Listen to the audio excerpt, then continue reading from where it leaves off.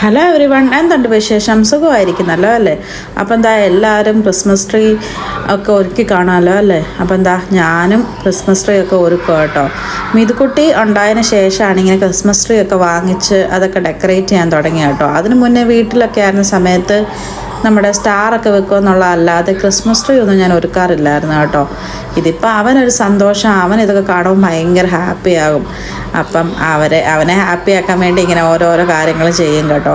അപ്പം അതിൻ്റെ ഇതായിട്ടാണ് ക്രിസ്മസ് ട്രീ ഒക്കെ ഒരുക്കുന്നത്.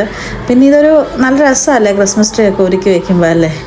അങ്ങനെ ഞാനും ക്രിസ്മസ് ട്രീ ഒരുക്കി സെറ്റാക്കി കേട്ടോ. പിന്നെ ഇനി കുറച്ച് ഡെക്കറേറ്റീവ് ഐറ്റംസൊക്കെ വാങ്ങിക്കണം. എന്തായാലും ഉള്ളതുകൊണ്ട് ഓണം പോലെ.